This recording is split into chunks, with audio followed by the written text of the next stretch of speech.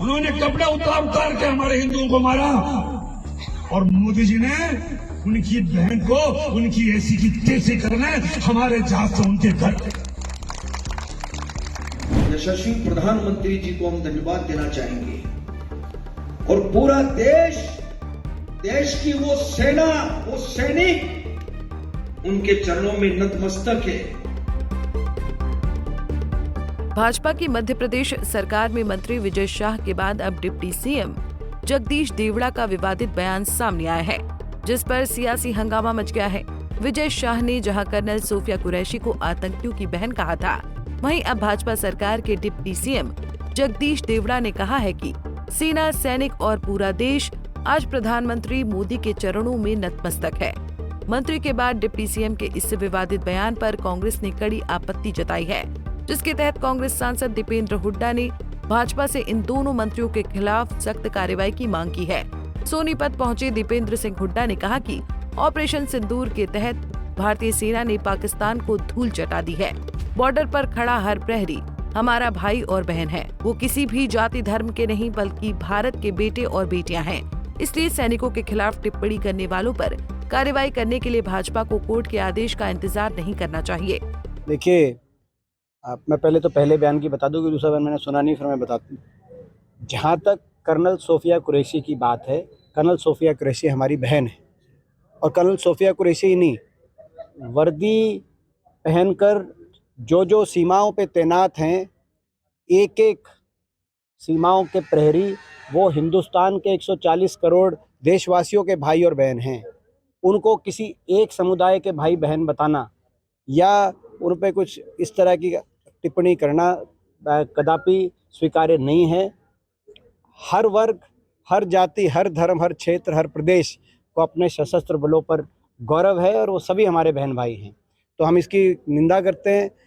Court के इस तरह के आदेशों के बाद भी जो कार्रवाई की जानी चाहिए थी नहीं की गई। अगर भारतीय जनता पार्टी में अगर देशभक्ति को लेकर देश भर भी अगर भारतीय जनता पार्टी का चिंतन है, तो ऐसे मंत्री को तुरंत बर्खास्त करना चाहिए, उन पर कार्रवाई स्वयं करनी चाहिए। कोर्ट के आदेशों का इंतजार नहीं करना चाहिए था, ये मेरा मानना है। दूसरी बात आप कह रहे हो, क्या बोला उसने डिप्टी सीएम ने? उन्होंने कहा है कि सेना प्रधानमंत्री के चरणों में नतमस्तक है, सभी तीनों सेना है।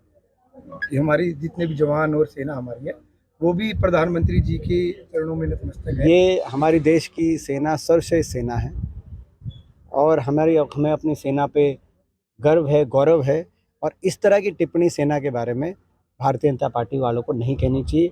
ना ये किसी दल की सेना है, ना ये किसी भी राजनीतिक जो है विचारधारा की सेना है। ये भारत देश की सेना है। ये 1971 में पाकिस्तान के 2 टुकड़े करने वाली सेना है। ये चीन को मुंह तोड़ जवाब देने वाली सेना है। ये करगिल के पहाड़ियों पर पाकिस्तान का शीश झुकाने वाली सेना है। ये एक ऐसी सेना है कि पार्टियां बदली, राज बदले और राजनेता भी बदले, लेकिन इस सेना ने कभी हिमालय की चोटी पे हिंदुस्तान का सर झुकने नहीं दिया। ये एक ऐसी सेना है। तो इस सेना को आप किसी एक मैं समझता हूँ कि इस प्रकार की अगर उस पर टिप्पणी करें, किसी व्यक्ति या किसी पार्टी से सेना की तुलना की जाए, तो वो स्वीकार्य नहीं होगा देश में। दीपेंद्र हुड्डा ने कहा कि भारत की सेना ने चीन और पाकिस्तान को उनकी औकात दिखाई है। आज तक हिमालय में हमारा सिर झुकने नहीं दिया है।